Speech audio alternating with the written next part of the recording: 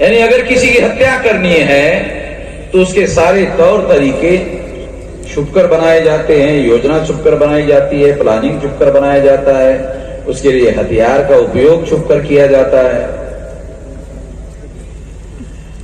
तो ब्राह्मणों के द्वारा गर्भगृह में प्रवेश के लिए अनुमति को रोकना एक छुपाकर रखने का षड्यंत्र है। और ये षड्यंत्र इस बात का सबूत है कि ब्राह्मण कुछ छुपाना चाहते हैं। तो क्या छुपाना चाहते हैं? वो वही छुपाना चाहते हैं जो उनका है।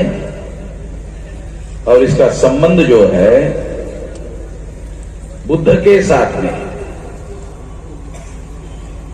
और ये सारा काम ब्राह्मणों ने सम्राट बृहदत्त मौर्य, जो चंद्रगुप्त मौर्य के खानदान का आखिरी सम्राट था, पुष्यमित्र शुंग नाम के ब्राह्मण ने ईसा पूर्व 185 को ये हत्या की गई।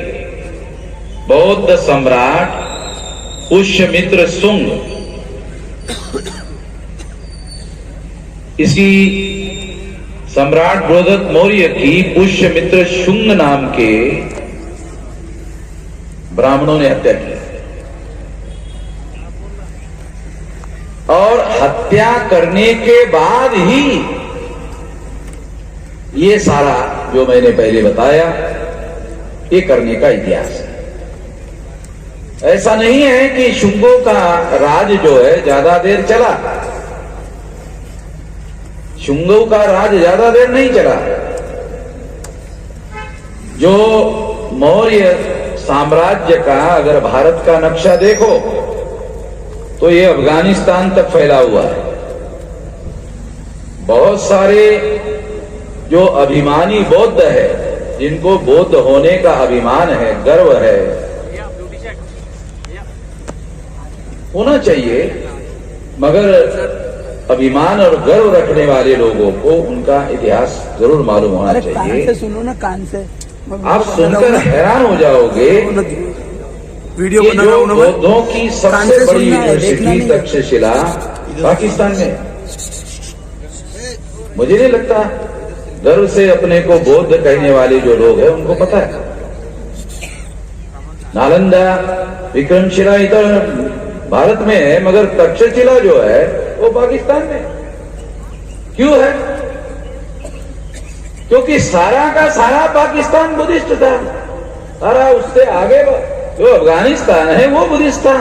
अफगानिस्तान के आगे और भी बुद्धिस्ट का नक्शा देखो तो वहां के लोग आकर शुंगों का राज समाप्त किया।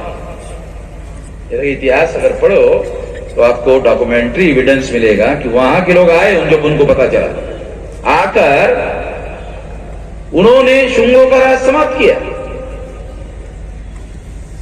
और शुंगों का राज समाप्त करने के बाद और फिर बौद्ध राजाओं का, कनिष्क वगैरह जो है, उसके बाद कनिष्क भी सम्राट थे। वो केवल राजा नहीं थे।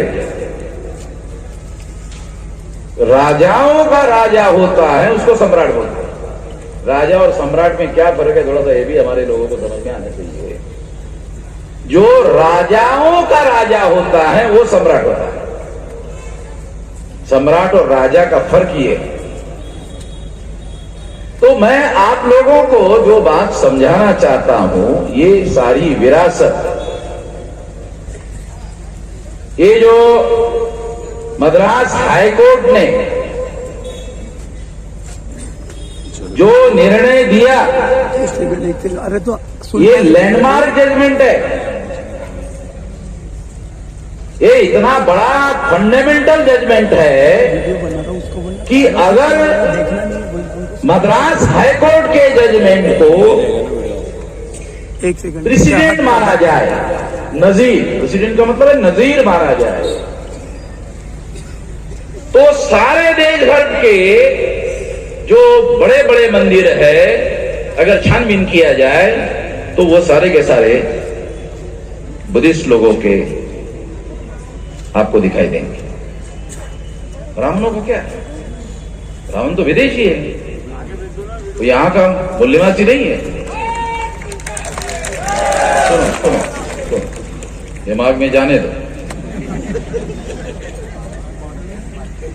जो मैं कहना चाहता हूं उसे ग्रहण करो और उसे ग्रहण करके गांव में ज्यादा से ज्यादा लोगों को जाकर के समझाओ।